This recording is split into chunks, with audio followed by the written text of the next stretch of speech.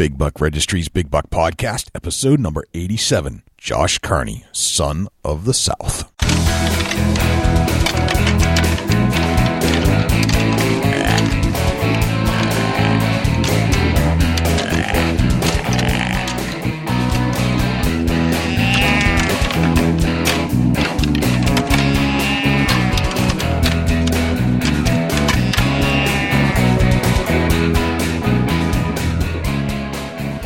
Big Buck Registry is a virtual museum of hunting stories. We preserve a piece of Americana by interviewing and recording hunters about their hunts and experiences from across the country.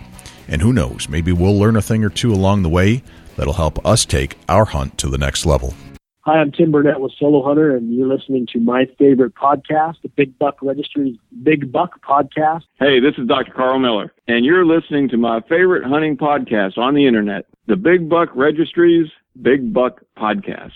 Hey, this is Kevin Blake Weldon with Funny Hunting Songs, and you're listening to my favorite duo, Jay and Dusty, right here on the Big Buck Registry, and this is the Big Buck Podcast. You guys don't want to miss this show. It's going to be awesome. Welcome to another episode of the Big Buck Registry's Big Buck Deer Hunting Podcast. This is Jay Scott, and I am joined by our good friend from Ohio, our field correspondent and the Chubby Tines master, Dusty Phillips. What's happening, Dusty? Man, I am super excited tonight. Wow. You know how special this show is to me? I have a feeling because I feel it too. Yeah, it's amazing. I mean, it really, what we're getting ready to do the show about, the individual is, man, definitely a blessing in disguise. Yeah. When you told me that you have lined this up, and, you know, I've been thinking about the potential to talk to this gentleman since we left the ATA show because we shook his hand, and what a guy he was. I mean, just a great individual, a quality person. You could tell from deep down.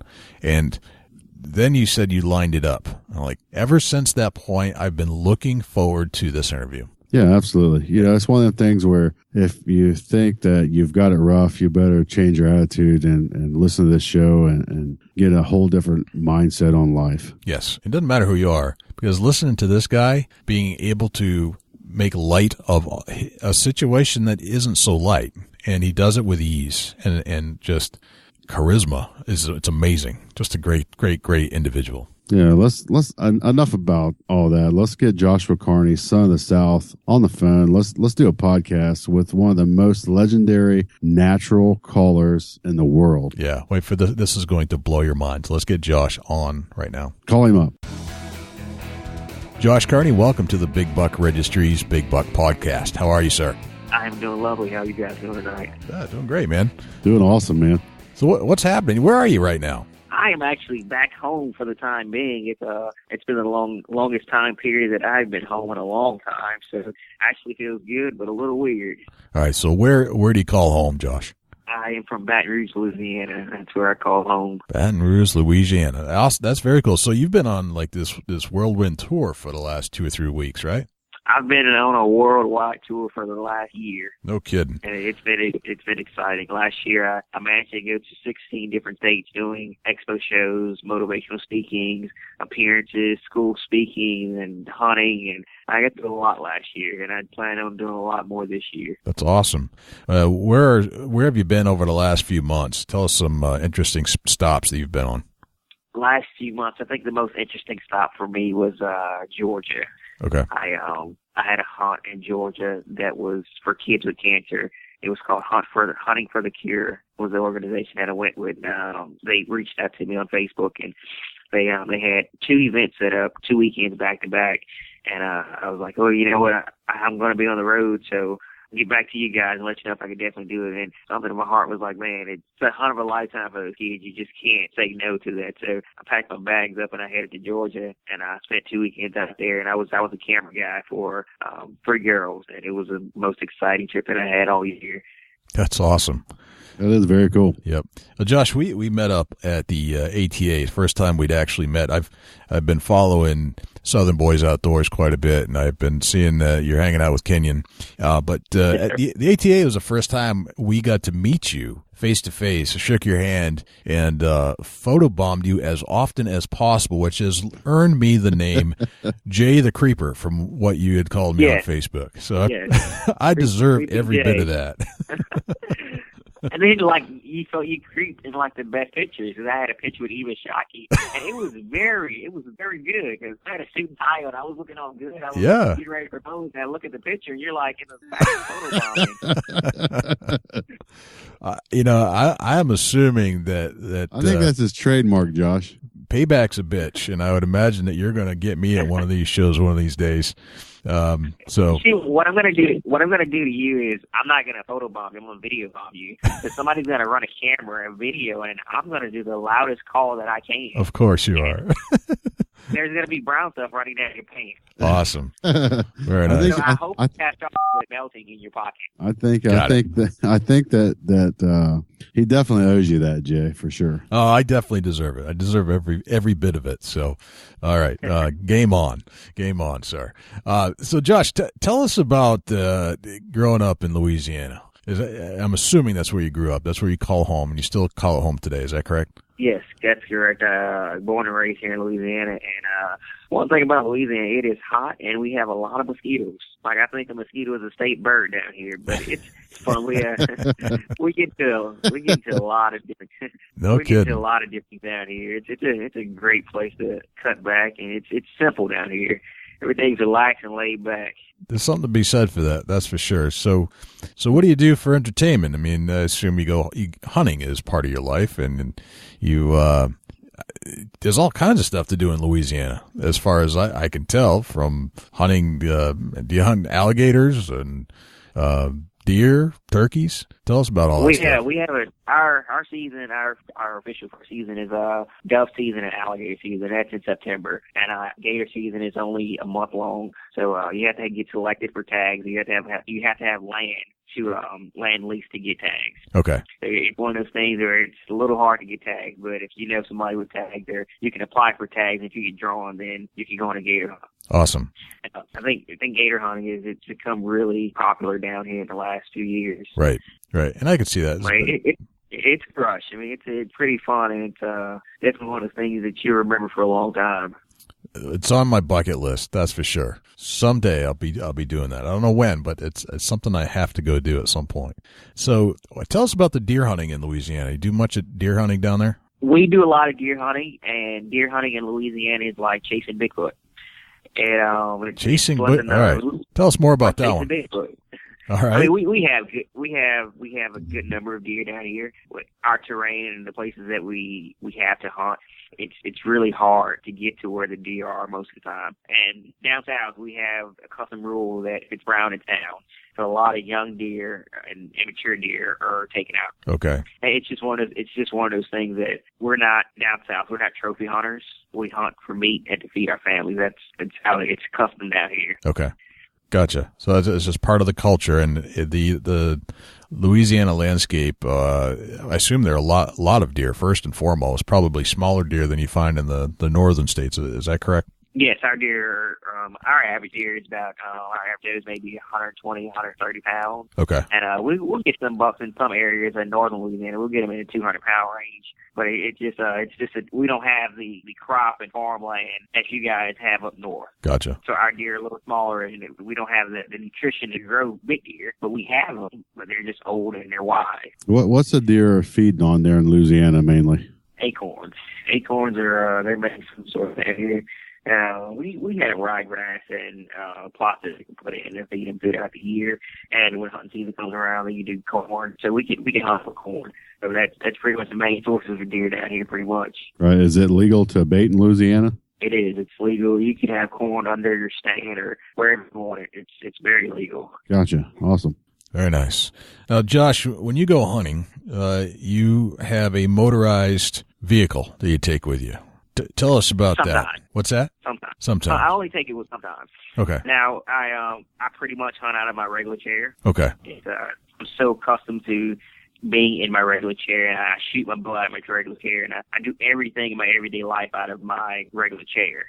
So when it comes to hunting, I'll push myself to my stand in my regular chair, and it's easier to get in and out the stand instead of having my action track chair, which is a lot bigger and bulkier. So it's hard to maneuver in places that I would with my regular chair. Gotcha. So I just have to put in a little more effort and push a little harder to get to places, but it's easier once I get there for a hunt. Gotcha. Okay. So you've developed a system that you go to with your regular chair, and your action track that's the chair you had at the ATA. Is that correct? Yes. Okay. Yes. All right. And that's a mean looking vehicle. I mean, it's got some teeth on the tracks. It looks like a tank. But oh yeah, it's a pretty wicked chair. Now, see, the reason that I was in that chair at the ATA show was because I didn't want anyone rolling me off in my regular chair because I couldn't lock the brakes. So I didn't want anybody rolling me off, and if they rode that thing off, then they deserve to take me away. Yeah, Gotcha. Absolutely. Gotcha. Sure. So tell us about this whole call thing you do with your mouth. You're like this natural caller, and I could hear you from the other end of the convention center oftentimes, and I knew it was you. And tell us how did you start to develop this skill with just your mouth?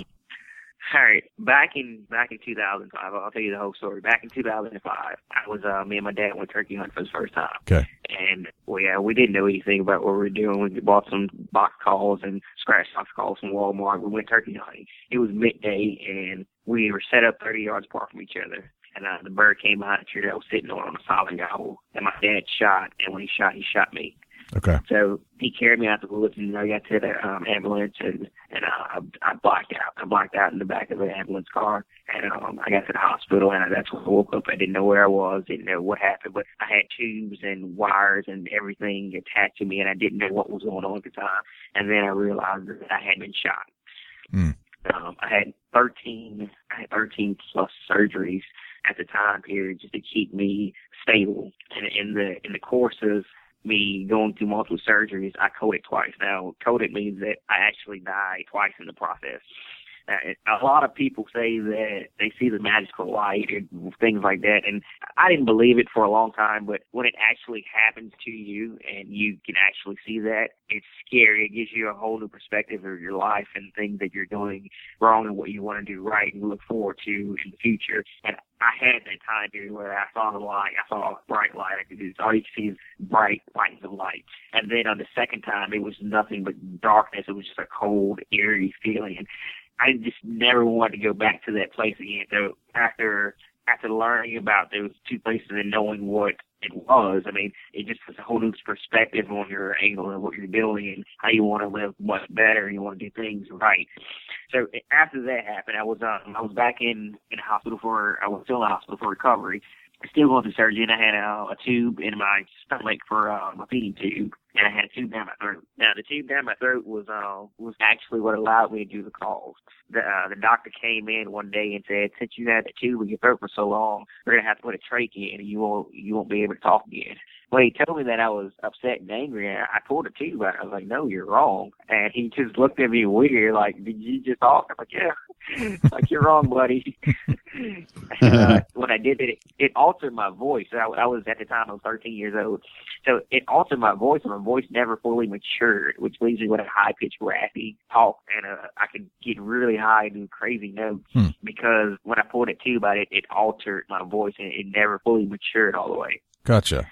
Okay, so this is the basis for some of the crazy calls that you can do today. Yes. Interesting. Okay. All right, keep going.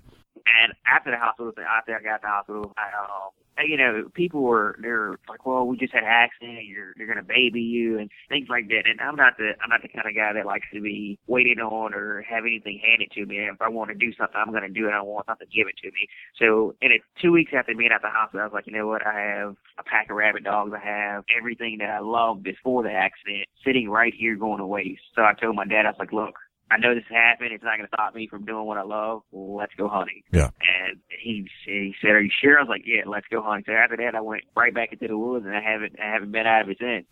And I was nice.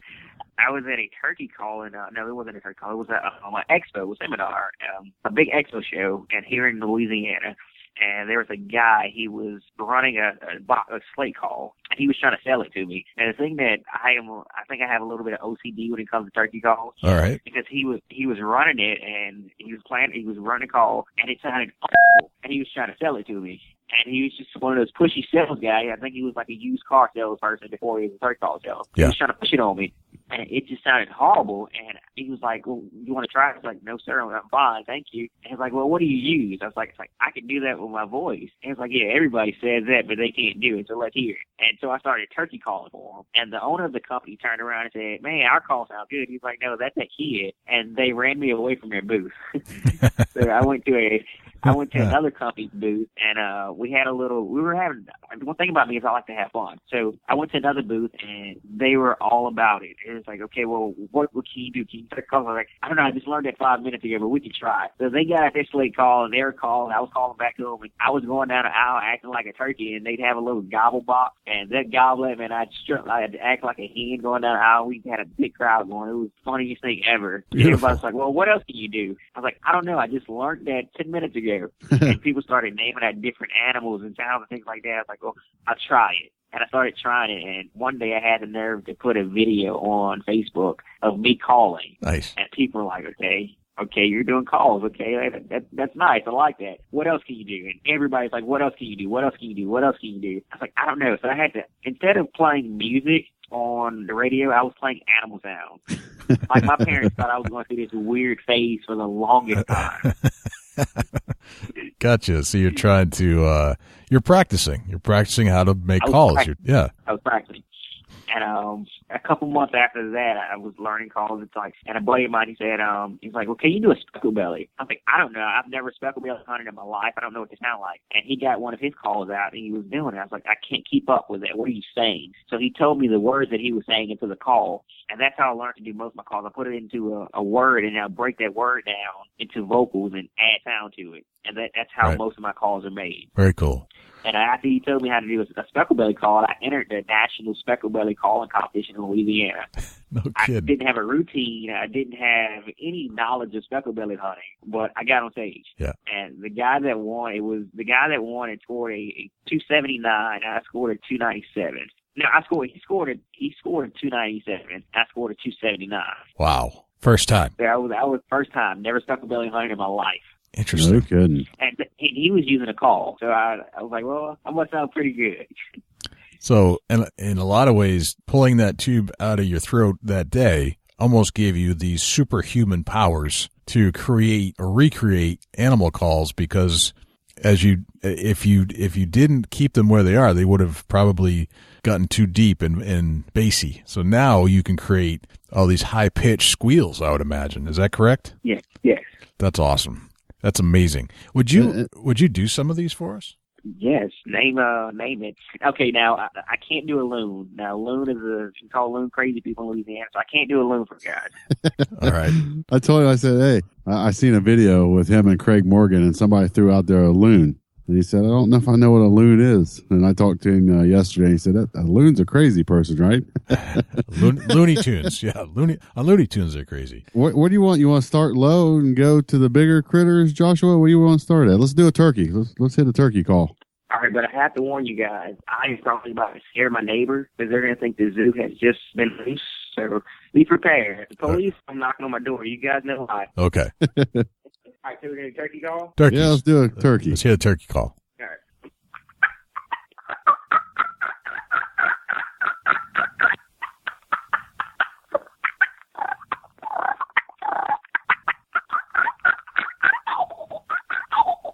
That's awesome. Holy smokes. Oh my God. That's, I'm good with my diaphragm. I can't do that. Holy God. That's amazing. Wow. What else can you say to that, Josh? But wow, you got an excellent talent there. I appreciate it. Hopefully the birds like it this spring. Yeah. Absolutely. Let's get into it. Let's do a speckle belly. Speckle belly. Okay, here we go.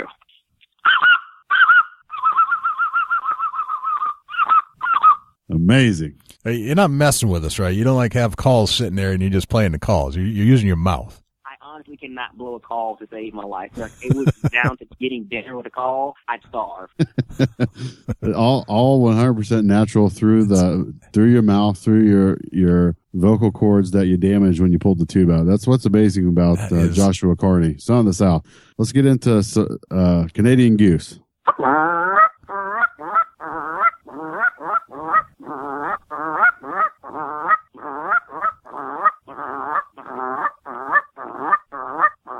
It's amazing. Unbelievable. I'm sitting here with a smile on my face, Jay, because we've seen all this in real life. Yeah. And it's the coolest experience you've ever had. Right. And when you go to these shows, there are calls being played here and there, but none of them are as good as what Josh is doing right now. No, you can, as soon as you hear Josh doing a call versus somebody else, you recognize it right off the bat. Yeah. For some reason, there's a natural tone to it that you can't recreate. It almost becomes too sterile in a call. Go ahead.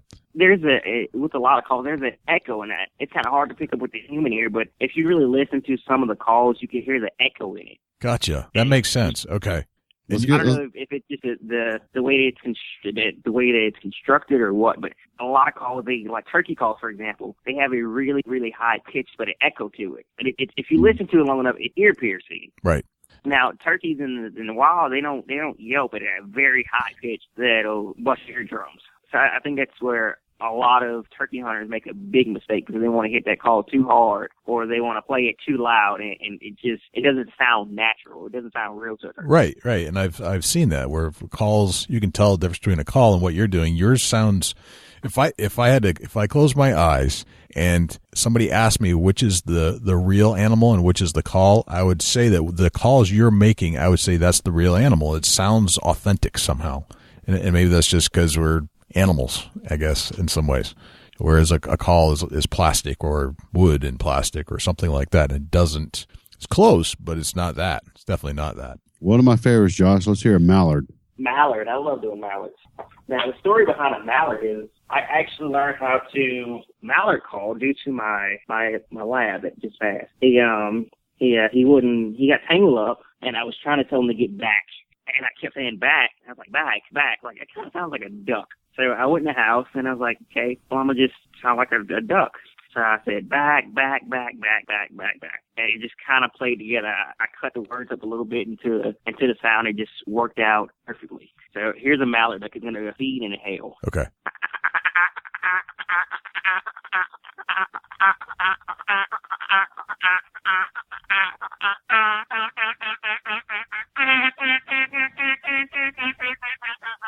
That's amazing, man. I love it. Blows me away. And I love sounds anyway. I mean, that's why I love radio, because of the sound, but that's intense, Josh. That's intense. Crazy. All right. So these are the bird calls. Do you explore any other calls like rabbit for coyotes, deer? Do you do any of those? Yeah, I love predator hunting. Now that deer season's over, that's my main focus until turkey season gets your predator hunting. Gotcha. So we'll do rabbit distress, and we'll cut it off with a howl. Okay. All right.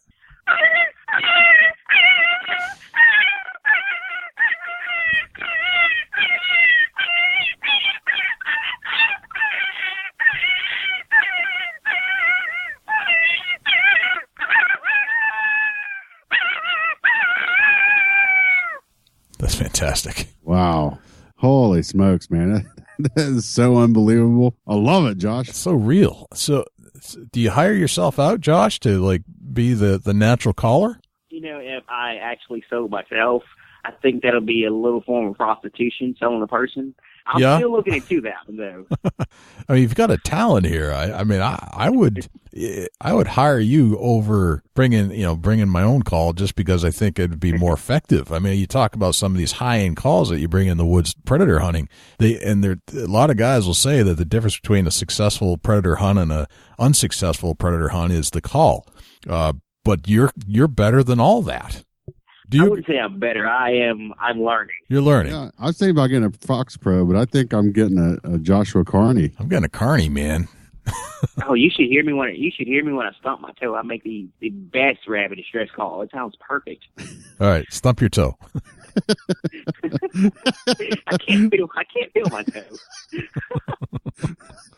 That was classic right there. Yeah, he's like, stump your toe. What? What the heck are you talking about? Oh man, Josh, tell me what you said about working your tail off. You're working your hind end off. Yeah, I say so much I forget. You was talking about. I said, yeah. I told you that you worked your butt off to get where you're at today. And you commented back with. You remember? I'd probably say something like I can't feel it anyway, or something like that. Yeah, you did. Yeah. So That's like I had a friend of mine. He was looking for boots, and he was at the belt. He was like, "What boots do you recommend me get, or what boots do you wear?" I was like, I don't know, man. The ones that feel good on my feet. And then it took him a second to reply. Right. And he was like, maybe I asked the wrong person. Maybe just a tad. So, Josh, I get the feel you like to play with people. You have this great sense of humor. Do you think you have is that part of your being? Is that how you've always been? Like you've always liked just kind of cutting up a little bit and having fun? Before I was in the hunting industry, I used to be a stand-up comedian. No now, way. That's not a joke. Really? Interesting. Yes. Yes, I used to do stand-up comedy throughout high school and a couple years in college. No kidding. All right. So now I'm starting to get the picture of Mr. Josh Carney here. So you had a whole stand-up routine that you were doing. Yes. It was pretty good gig for a little while. Gotcha. You have a stage presence when I'm around you. I can tell you, like you've got a performance type feel to yourself. Like when you're on stage in a sense, and yes, sir. You accept it, you embrace it, and that's not an easy thing to do, to stand up in front of people and talk to anybody. But to you, it seems like whoa. I don't stand up and talk to anybody. Oh, Jay. See, now this is nice. See, there's that comedian again. But you get up in front of people on stage, right? I mean, that's a hard thing to overcome, and you do it naturally. I feel anyway. Do you feel that way? I don't know. I mean, I'm just a stand-up kind of guy. I don't know what to say. Oh, man. Tearing you up, Jay. Tearing me up. Yes. Hey, Josh, let's hear this elk call. It's legendary. All right, let's get the elk call.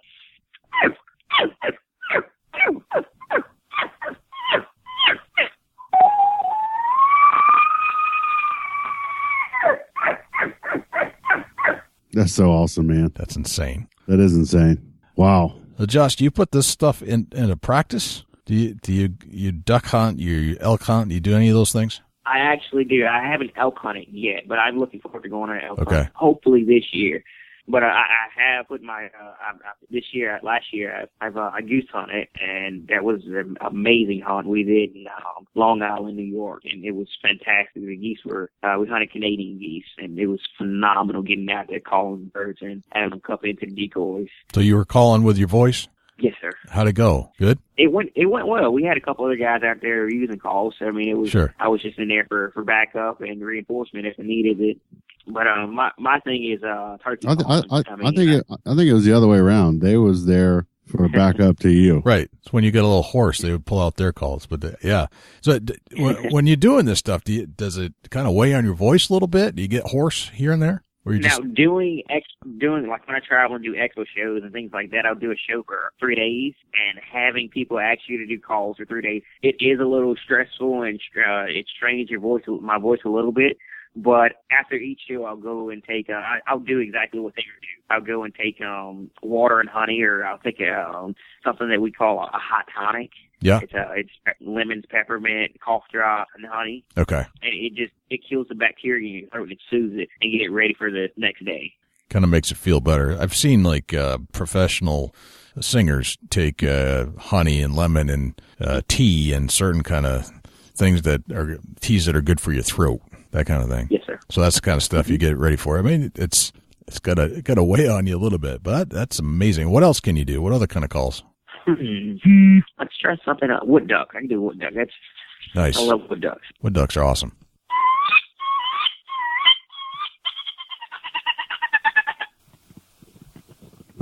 Awesome. Very cool. So, Josh, we'd like to hear a deer hunting story, if you wouldn't mind, and how you prepare to go into the woods. One of our favorite things to talk about is deer hunting, obviously, being at the Big Buck Registry. Would you share with us one of your most memorable deer hunts? My most memorable deer hunt was not one of my own. Okay. There's an organization that I help out with called Trinity Outdoors Disabled Adventures. And what they do is they take disabled men, women, and children on hunts. And year before last, they did a Texas hunt. And they had so many kids out there with disabilities and challenges and things of that nature. And what really makes it memorable for me wasn't the kills or the harvests and things of that nature, but it was knowing that these kids were on their last leg, if someone would say it like that, but they didn't have long to make it. Okay. But being out there, they had a glow to them, and it was the brightest glow and smile that I've ever seen. And it put a different perspective in my life, because it made me realize that no matter how hard I may think my life is, someone has it worse, and they're getting through it with a positive image. That's what makes me realize that things aren't as bad as they seem. Gotcha. So that's your most memorable hunt, and you participated in this event, but you actually didn't hunt that day. Is that correct? I'm glad to be behind the camera on some of these hunts. Right. Because capturing that moment, you could relive it over and over and over. Right. So how do you prepare for a deer hunt? Do you end up using like scent covers and all this other stuff that you go to these expos, you pick up every product you can imagine. Do you end up using all that stuff?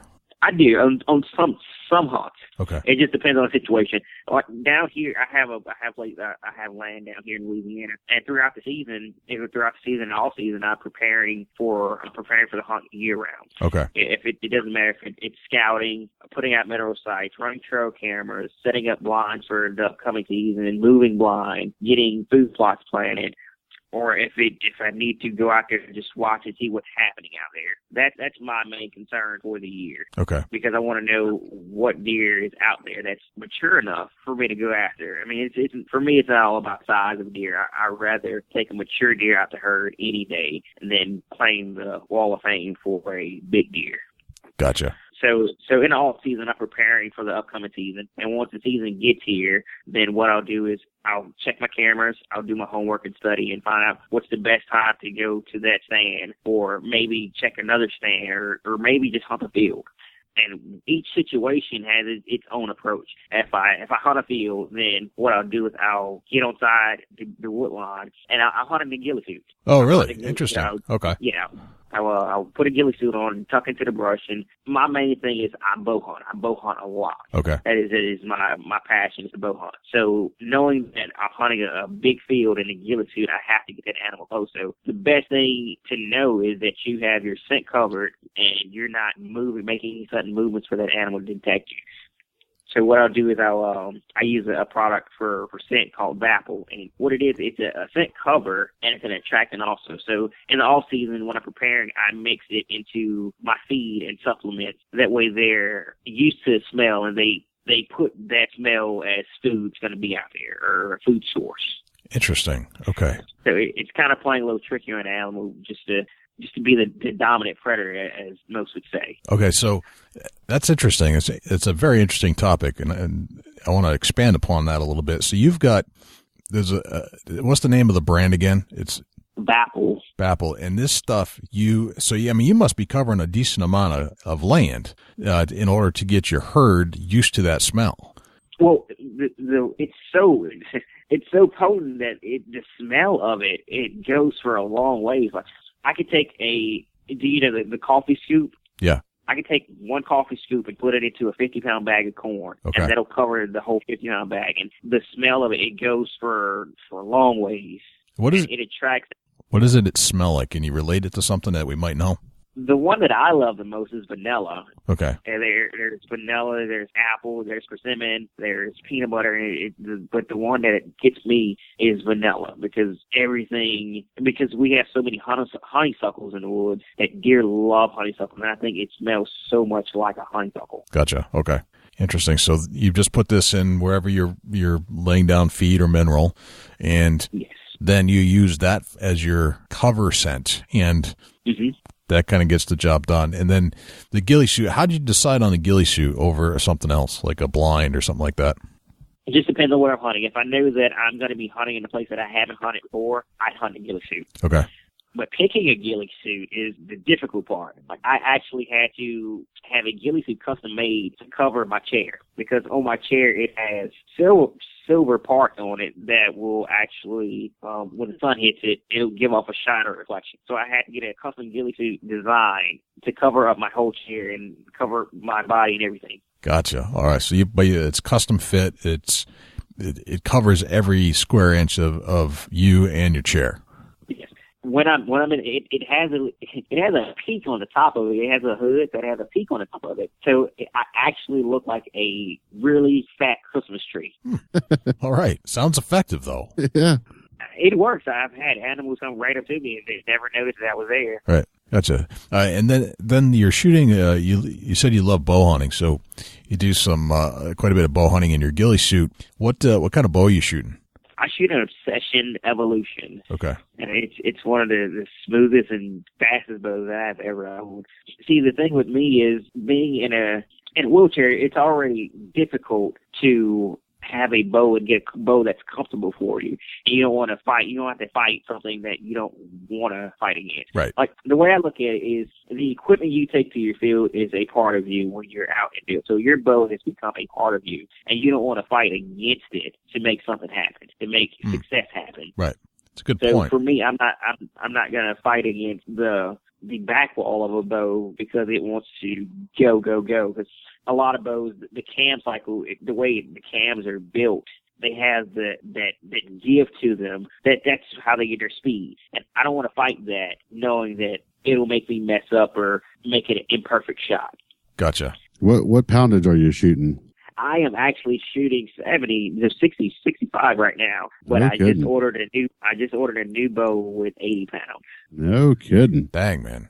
I have some really crazy hunts lined up for this year, so I want to be prepared. So I'm going to do, like I said, I'm going to try and do an elk hunt this year, and I have 2 bear hunts lined up for this year. So I want to make sure that when I give them the arrow, I want it to pass through. Right. So, dang. So you're going to go do an elk hunt with your bow. Yes. And I do that hunt with a bow. where are you going? Which state are you going to? I think I'm going to try to go to Utah. Okay. Very nice. And go ahead. When you travel, Joshua, how do you take everything with you? I load it on a truck and I just drive. Most of the time I travel. I travel solo. Well, it's just me and my dog, and my dog goes everywhere with me pretty much. He wasn't at the ATA show because I didn't think they'd allow pets in there, and I went there to have a good time as business wise. I just think it would be better to leave him back at home. But every trip we go on, it's me and him, and he's probably the most laziest dog when it comes to road trips. Really? He could ride for 10 minutes and he'd sleep for the whole trip. No kidding. Crazy. What are you driving, Josh? I'm embarrassed to say. Why is that? I have a Ford F-150. Nothing wrong with a Ford F-150, man. Yeah, I know. A lot of people give me a hard time for Ford, but I love anything that gets you from A to B. I am happy with. Yeah. Yeah, absolutely. You can't, man. Don't let people beat you up over your ride. You gotta go, man. And it gets you there. That's all that matters. Yeah. I mean, if they talk about my truck, they just look on the back of it and have, a big deer and a monster chair. So I mean, it goes hand in hand. Gotcha. That makes sense. So you bomb around in your F-150. You take it everywhere you go. Whenever I see some online when I'm checking out your Facebook page, Jay the Creeper. Making sure where you're at. I like to go and see what you've got. You'll be in one spot one time, and then you'll have a map going somewhere else. Do you bomb around normally in the F-150, or do you travel with friends, or how does that usually work out? It just depends. A lot of my events, my friends, they either have to work or school or something like that. So I'm stuck on the road by myself, and it takes a toll at times. But I mean, in order to get where I'm going and to keep chasing this dream, I have to do whatever I need to do to make it. So I mean, this here is definitely a dream of mine that I'm chasing, and I'd give it everything just to make it happen. I mean, it's challenging at times because, like I said, I travel alone a lot, and I get to miss times with friends and family and things like that. But sure, they all understand that I'm doing what I love and that I'm being successful at it's my dreams. Right. I mean, it's very understanding, but like I said, it does take a toll at times. How many miles you got on the Ford? This is actually my 6th truck in 2 years. Don't tell anybody that, though. So you're burning it up. That's beautiful. Man, that's intense. So where do you want to go with everything? I mean, it sounds like you got a good following going. You got things lined up, and I get the feeling like you're taking your stage presence and you're making yourself known and what's going on, your challenges.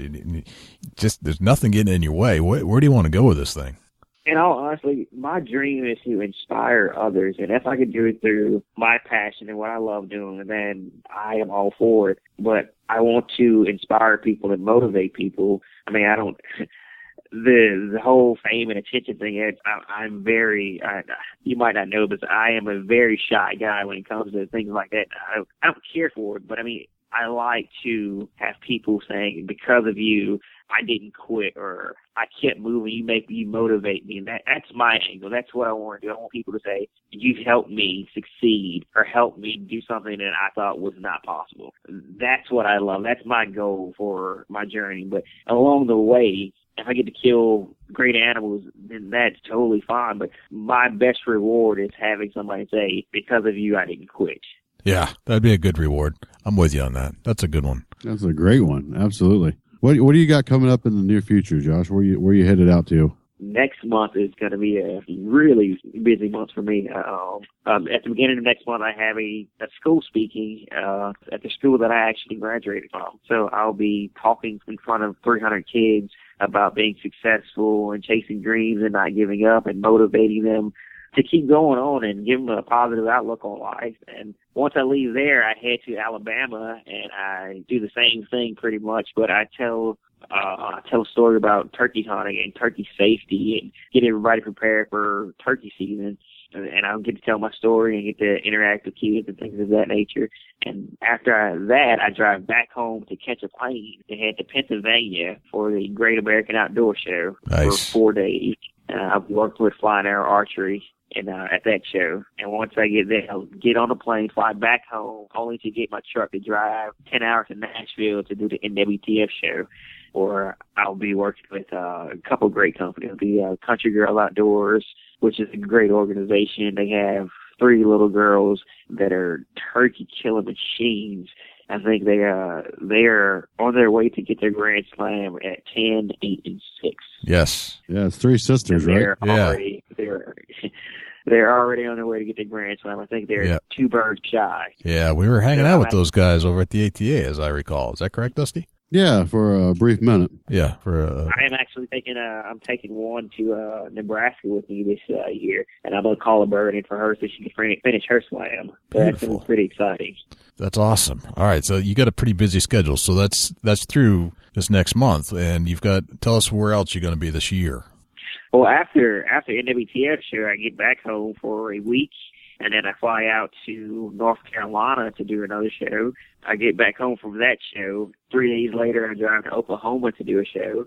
And then after that, I leave Oklahoma and I'll head to Texas to do a hog hunt for a day or two. Mm-hmm. After that, I drive back home to catch a plane and head to Fort Mill, South Carolina, to do a grand opening for Cabela. So I'll be doing a couple grand openings for Cabela's this year, which is pretty exciting for me. That's a heck of a lineup, man. Are you ready? Sounds like you got yourself quite a detail there. Josh, you still there? Josh? Gone. Yep. Battery. I think I heard it beeping. Heard a buzz. I apologize about that. My service at my house is not all that great. No, don't apologize, man. It's no big deal. Yeah, no biggie. If you just figure some chicks are blowing up your phone.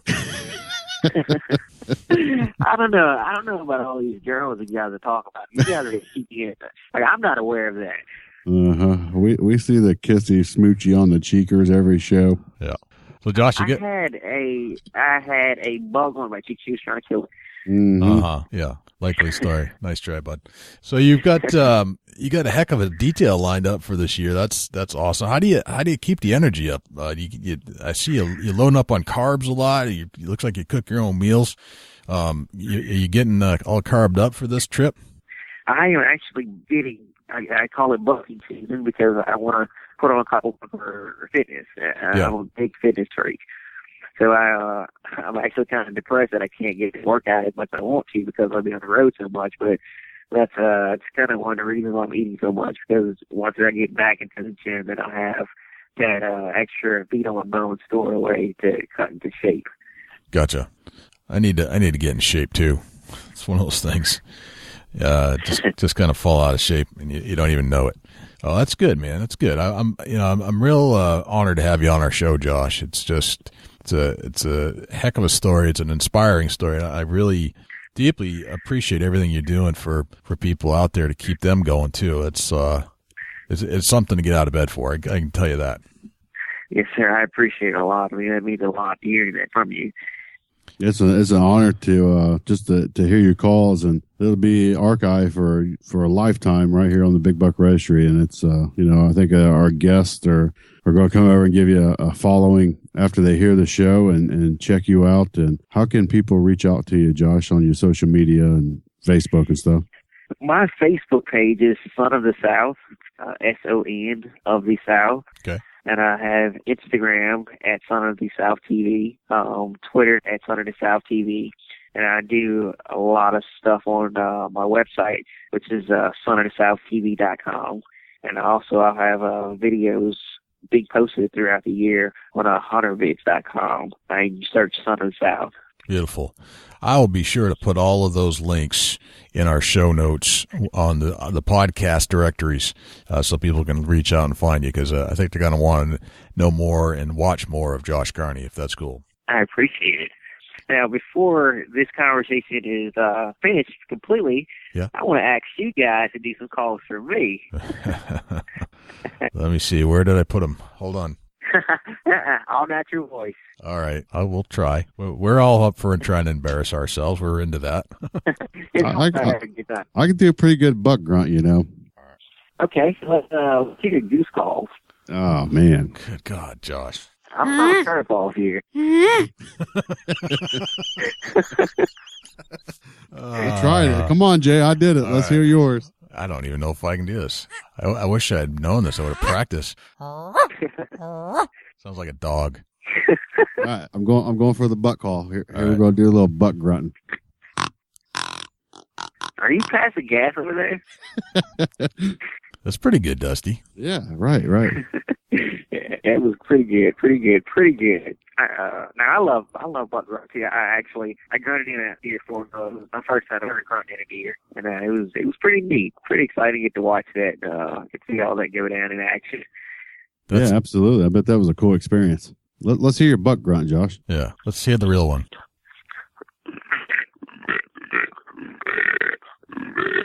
Yeah. That sounds real as it can get. Yeah, that's a good one. That's a lot better than mine. By a long shot. How many hours did it take you to learn all this stuff, Josh, to just practice? Once you kind of tried it once, did you spend just hours listening and practicing and trying again? Or is it just something that came natural? Yes, okay. I've listened to sounds, and the hardest thing is figuring out what word it sounds like. Because I break all my sounds down into words.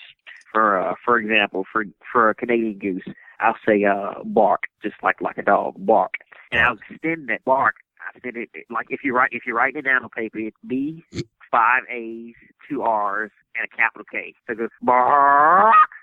Gotcha.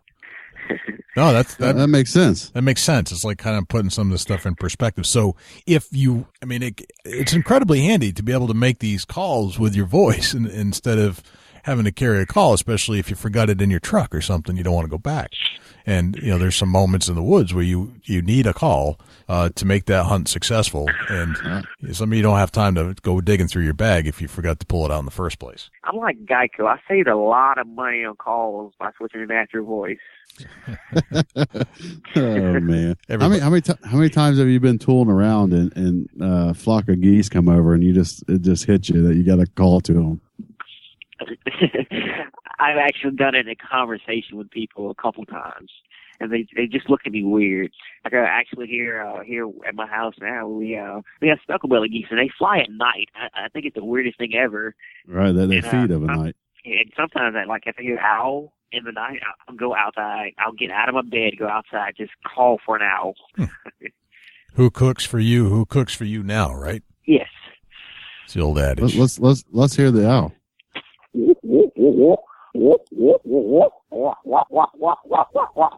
It's I think at the end, that's how we get turkeys to gobble with the laughing of an owl. It's wah, wah, wah, wah, wah, wah, wah, wah. That's the trick right there to get them to gobble, huh? Yes. The laughing owl. I love, for me, what I love is a peacock call that gets a turkey fired up like crazy. Right. Can you do those? Oh, yeah. All right, let's hear your peacock. That's amazing. That's insane. You sure there ain't a peacock in your place there, Josh? Pretty sure. Hanging out at the local Baton zoo somewhere? You sure you're not in the middle of that right now? Well, I was deprived as a kid, so my parents just dropped me off at the zoo, and that's how I made my first set of friends. That's awesome. Oh man, Josh, this has been awesome, and God, you got us hooked right into all the stuff you're doing. We're 100% behind you. So if you ever need anything from us, you just let us know. I appreciate it. It's safe for you guys on my end. Awesome, man. Thanks for joining us, and man, we look forward to seeing what you got coming in the future. Yes, sir. I appreciate it, guys. Thanks to Josh for joining us. The man is just got it going on, I have to say. Oh, man, what a great individual. You know, we've been real fortunate. Billy Dahl, Josh Carney, the two individuals that's touched us, man, really touched us. Yeah. And I hope you as a listener, it touches you too. And we ran into Josh at the ATA, and he's touching lives. There's no doubt about it. You know, you listen to his story and you listen to what he can do, and it's no joke that it's all natural with his own individual voice doing these calls. And it's amazing. It's amazing to see in real life. It is amazing to see in real life, and to see, I mean, he's doing calls of all kinds of varieties that are better than the calls that you can buy off the shelf, and better than the calls you can buy at some of these call makers, electronic call makers. He's doing it better than that. There's just this authenticity to his natural voice ability that makes it sound like a real animal. I don't know how he does it, but it's insane. It's flat amazing. Just absolutely blows my mind. His whole story blows my mind. Yeah, it's definitely one unbelievable story, and I look forward to where Josh is going in the future. Yeah, and if you look in his eyes when you meet him, the guy just loves life. He just loves it, and he keeps it going. So just a very inspiring individual. Yeah, that's a fact. You know, the energy that surrounds him when you're talking to him will literally make the hair on the back of your neck stand up. Yes, it will. Yes, it will. It's some strong energy, and man, you can just tell that he's got a drive like no other. Yep. I just want an ounce of it, and man, just he's going all over the country driving in his F-150 to shows and hunts, and nothing stops him, not one thing. And he doesn't have the ability to walk like you and I get up every single day and just take for granted. Yeah, it's been taken from him, and that's not stopping him. Nope. He's got the drive. He's got the drive and the attitude to go and do things with himself. Just awesome, dude. So, if there's anything we need to do for Josh, we're there for him, because we know darn well that he'd be there for us, and it's just that kind of person. So. Absolutely, man. Thanks for joining us, Josh. It was a great interview, and man, we really look forward to what's to come for you in the future. Yep, we'll be watching you. Jay the Creeper will be watching you. Just so you know. Do we have a Chubby Tines tip of the week, Dusty? Yeah, we do actually. You know, I'm running into a lot of questions now that season's winding down for most states, and you know, it's a lot of them's been out for a while. Running into a lot of product questions. You know, very fortunate this day and age that the internet is out there. If you're looking to buy a product, a tree stand or a bow or a gun or whatever you're looking to buy to take your hunt to the next level, the internet is key to checking out reviews. You know, if you're going to buy products and you're spending your hard-earned money, check out the reviews, take it to the next level, and make sure that you're buying something that's going to benefit you instead of just wasting your money. It's a good one. I like reviews a lot, definitely. It makes a big difference in your satisfaction, I think. Yeah, it's you know, it's one of the things where most products get on the market and people buy them and they've spent their money and they give it a review, and all that information's public and it's right there at your fingertips if you just take the time to research what you're wanting to buy. You know, I can't speak for a lot of products because I don't own them. Yep. And when I got questions, I that's where I send them. Go check out a product review. So if you're looking to spend your money hunting products, check out the reviews on the line. Absolutely. Great tip. Love that one. Well, another great show, Dusty. So how can we find you offline? Facebook.com/Chubby Tines Outdoors. dusty@bigbuckregistry.com. You can send me an email right there. You can also check me out at facebook.com/antlerlife. Very Jay, cool. how can people reach out to the creeper? Jay the Creeper. Thanks, Josh. You can find me at www.bigbuckregistry.com, or you can find us, I should say. That's it's not me. It's our brand. It's our place where we go and hang out and look at some big deer. Bigbuckregistry.com and listen to podcasts. And it's if you'd like to tune in to the Facebook page, it's facebook.com/Big Buck Registry. We're also on Twitter. We're getting a lot of activity on Twitter. That's bigbuckregistry.com/Twitter. We just got onto Instagram. It's bigbuckregistry.com/Instagram.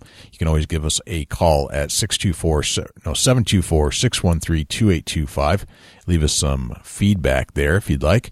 And if you would like to get your Big Buck featured on our wall of fame, so to speak, on the Facebook page and be famous for a day, send it into www.bigbuckregistry.com/mybuck. And if you are in the outdoor industry and you like to get a share going with the Big Buck Registry and get it out to our 150,000 plus fans, you can send it in to www.bigbuckregistry.com/S4S. Big Buck, everywhere a big buck. Everywhere a big buck. Yes, sir. If you get a chance, everybody, all the listeners, if you could take a minute, go to bigbuckregistry.com/iTunes. Give us a review. Man, we'd like to see the reviews, and it kind of keeps us in check if we're doing what you want to hear. Absolutely. It gives us a little insight and a little outside of the listeners to give us a review and let us know if we need to change anything. If you're listening in the car and maybe the bass is too much, just let us know. We'd be glad to try to change it up a little bit and make it a better experience for everybody. Absolutely. Well, man, another great show. Thanks to Josh. This is Jay Scott. And I'm Dusty Phillips. This is the Big Buck Registry's Big Buck Deer Hunting Podcast. See you next week. Can't wait.